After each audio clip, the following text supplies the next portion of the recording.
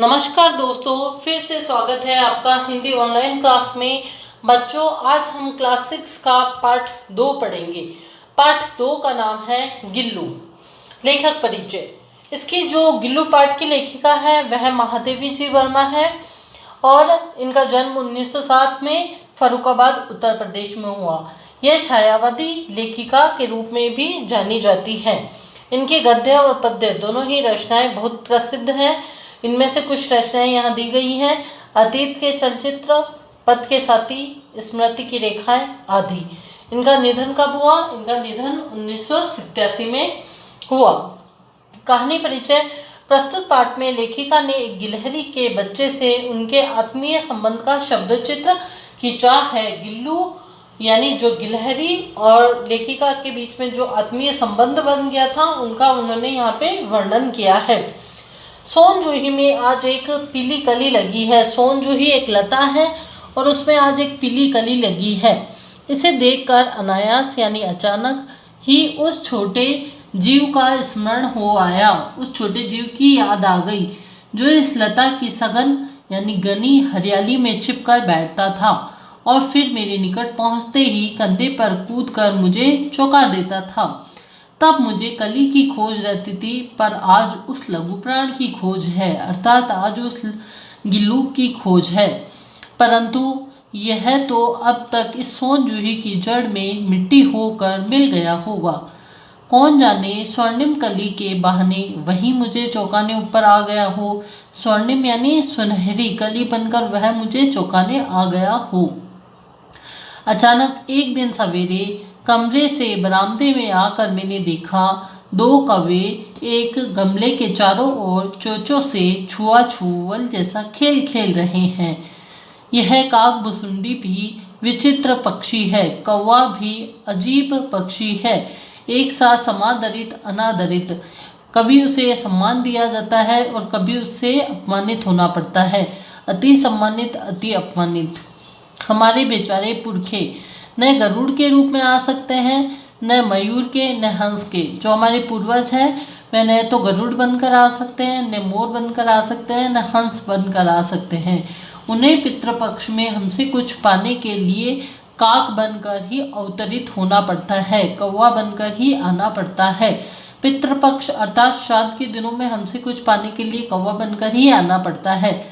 इतना ही नहीं, दूर स्थित प्रियजनों को भी अपने आने का मधुर संदेश इनके कर्कश कठोर स्वर से ही पता चलता है। कोई दूरस्थ प्रियजन घर पर आने वाला होता है तो उनका मधुर संदेश भी हमें इनके कठोर स्वर को सुनकर ही पता चलता है।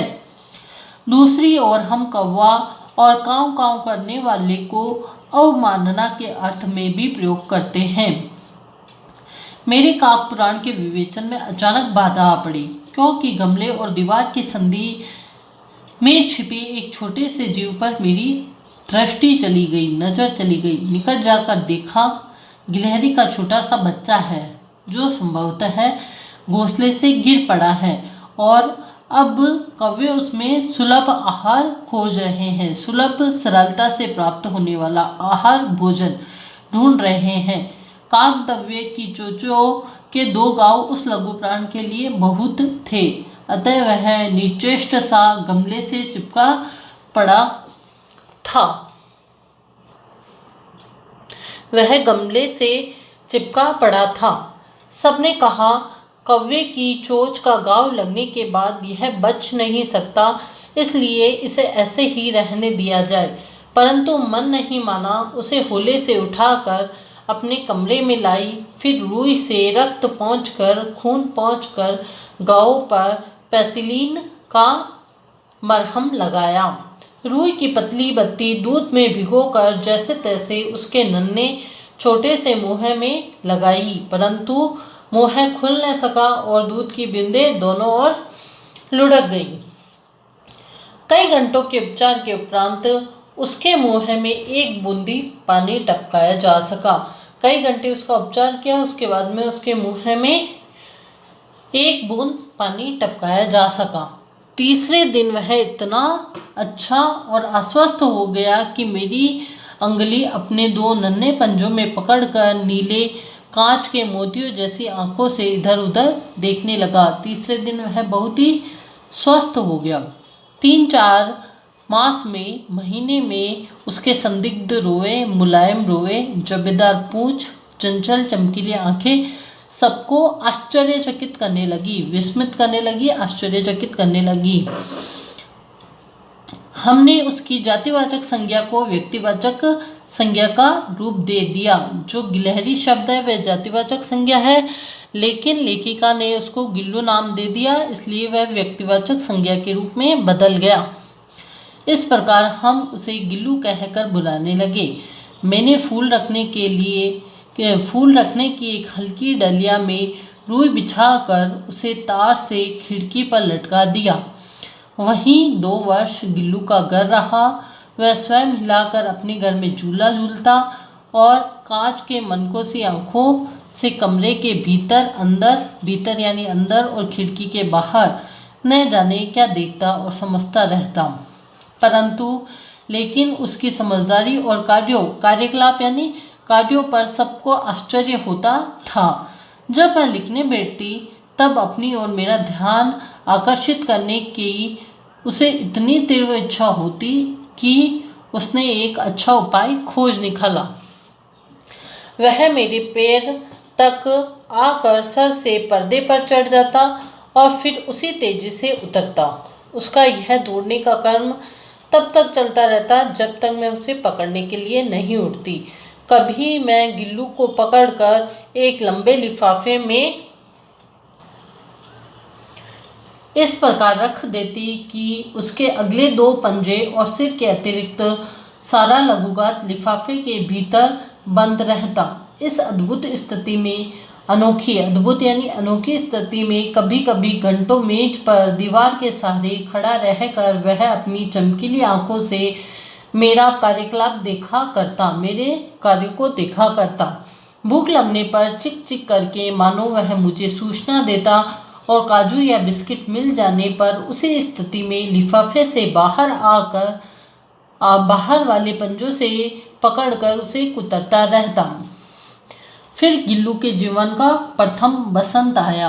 नीम चमेली की गंध मेरे कमरे में होले होले अर्थात धीरे धीरे आने लगी।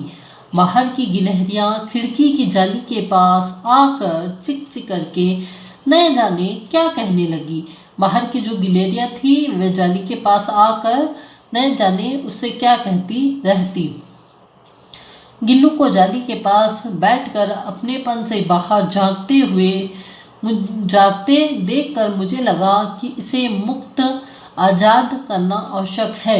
मैंने किले निकालकर जाली का एक कोना खोल दिया और मार्ग में गिल्लू ने बाहर जाने पर सचमुच ही मुक्ति की सांस ली, आज़ादी की सांस ली। इतने छोटे जीव को घर में कुत्ते बिल्लियों से बचाना भी एक समस्या थी। वह इतना छोटा था कि कुत्ते और बिल्लियों से उसको बचाकर रखना भी एक लेखिका के लिए समस्या थी। आवश्यक कागज पत्रों के कारण मेरे बाहर जाने पर कमरा बंद ही रहता था। जब कभी लेखिका को आवश्यक कार्य से बाहर जाना पड़ता था तब उसका कमरा बंद ही रहता था। मेरे कोल्हे से लौटने पर जैसे ही कमरा खोला जाता और मैंने अंदर पैर रखा वैसे ही गिल्लू अपनी जाली के द्वार से अंदर आकर मेरे पैर से सिर और सिर से पैर तक दौड़ लगाने लगा। तब से यह उसका नित्य का कर्म हो गया। मेरे कमरे से बाहर जाने पर गिल्लू भी खिड़की की खुली जाली की राह बनाकर बाहर चला जाता। जब लेखिका बाहर जाती तो गिल्लू भी बाहर चला जाता। दिन भर गिलहरियों के झुंड का नेता बना हर डाल पर उछलता कूदता रहता और वह गिलहरियों के झुंड का नेता बनकर इधर से उधर कूदता रहता। और ठीक 4 बजे यह खिड़की से भीतर आकर अपने झूले में झूलने लगता और 4 बजे वह अपनी खिड़की से अंदर आकर झूले में झूलने लगता। मुझे चौंकाने की इच्छा उसमें न जाने कब और कैसे उत्पन्न हो गई। कभी फूलदान के फूलों में छिप जाता, कभी पर्दे की चुन्नट में और कभी सोनजूही की पत्तियों में। वह लेखिका को चौंकाने के लिए अलग अलग उपाय सोचता रहता। मेरे पास बहुत से पशु पक्षी हैं और उनका मुझसे लगाव भी कम नहीं है, मतलब वह भी लेखिका से बहुत जुड़े हुए हैं, परंतु उनमें से किसी को मेरे साथ मेरी थाली में खाने की हिम्मत नहीं हुई है ऐसा स्मरण नहीं आता। मतलब किसी भी पशु या पक्षी की लेखिका के साथ थाली में बैठकर खाना खाने की हिम्मत नहीं हुई। गिल्लू इनमें अपवाद था, इनसे अलग था। मैं जैसे ही खाना खाने के कमरे में पहुंचती, वह खाना खाने के लिए जैसे ही कमरे में पहुंचती, वह खिड़की से निकलकर आंगन की दीवार, बरामदा पार करके मेज पर पहुंच जाता और मेरी थाली में बैठ जाना चाहता। बड़ी कठिनाई से मैंने उसे थाली के पास बैठना सिखाया, जहां बैठकर वह मेरी थाली में से एक एक चावल का दाना उठाकर बड़ी सफाई से खाता रहता। काजू उसका प्रिय खाद्य था और कई दिन काजू न मिलने पर वह अन्य खाने की चीज़ें या तो लेना बंद कर देता या जीले से नीचे फेंक देता। जब उसे काजू नहीं मिलता तो वह दूसरी चीज़ें या तो लेता ही नहीं या उन्हें नीचे फेंक देता था। उसी बीच मोटर दुर्घटना में आहत होकर कुछ दिन मुझे अस्पताल में रहना पड़ा। उन दिनों जब मेरे कमरे का दरवाज़ा खुला जाता, गिल्लू अपने झूले से उतरकर दौड़ता, फिर दूसरों को देखकर उसी तेजी से घोंसले में जा बैठता था। बस उसे काजू दे आते, परंतु अस्पताल से लौटकर जब मैंने उसके झूले की सफाई की तो उसमें काजू भरे मिले, जिससे पता चलता है कि वह उन दिनों अपना प्रिय खाद्य कितना कम खाता रहा। मेरी अस्वस्थता, मेरी बीमारी में वह तकिए पर सिरहाने बैठकर अपने नन्हे नन्हे पंजों से मेरे सिर और बालों को इतने हौले हौले धीरे धीरे सहलाता रहता कि उसका हटना एक परिचारिका के हटने के समान लगता, किसी सेविका के हटने के समान लगता। गर्मियों में जब मैं दोपहर में काम करती रहती तो गिल्लू न बाहर जाता न अपने झूले में बैठता। उसने मेरे निकट रहने के साथ और गर्मी से बचने का एक सर्वथा नया उपाय खोज निकाला। वह मेरे पास रखी सुराही पर लेट जाता और इस प्रकार मेरे समीप भी रहता और ठंडक में भी रहता। गिलहरियों के जीवन की अवधि 2 वर्ष से अधिक नहीं होती, उनका जीवन 2 वर्ष से अधिक नहीं होता, इसलिए गिल्लू की जीवन यात्रा का अंत आ ही गया था। दिन भर उसने न कुछ खाया न बाहर गया। रात के अंत की यातना में भी अपने झूले से उतरकर मेरे पास बिस्तर पर आया और ठंडे पंजों से मेरी उंगली पकड़कर हाथ से चिपक गया, जिसे उसने अपने बचपन की मरणासन स्थिति में पकड़ा था। जब वह लेखिका को मिला था तब उसने जिस स्थिति में लेखिका की अंगुली को पकड़ा था, उसी स्थिति में उसने आज लेखिका की अंगुली को पकड़ा था। अगले पंजे इतने ठंडे हो रहे थे कि मैंने जाकर हीटर जलाया और उसे उष्णता गर्मी देने का प्रयत्न किया, परंतु प्रभात की प्रथम किरण के स्पर्श के साथ ही वह किसी और जीवन में जागने के लिए सो गया। प्रभात सुबह की प्रथम पहली किरण के साथ ही उसकी मृत्यु हो गई। उसका झूला उतार कर रख दिया गया और खिड़की की जाली बंद कर दी गई, परंतु गिलहरियों की नई पीढ़ी जाली के उस पार चिक चिक करती ही रहती और सोन जूही पर बसंत आता ही रहता। सोन जूही की लता के नीचे गिल्लू को समाधि दी गई और इसलिए भी कि उसे यह लता बहुत अधिक प्रिय थी और इसलिए भी कि उस लघुघात का किसी बसंती दिन जूही के पिताभ छोटे फूल में खिल जाने का विश्वास मुझे संतोष देता था। मुझे लगता था जूही की जो लता है उसमें वह एक दिन छोटे से पीले फूल के रूप में वह जरूर खिल जाएगा। यह बात लेखिका को संतोष देती थी। तो बच्चों, आज हमने पार्ट 2 गिल्लू पढ़ा। आप इसे पुनः घर पर पढ़ना।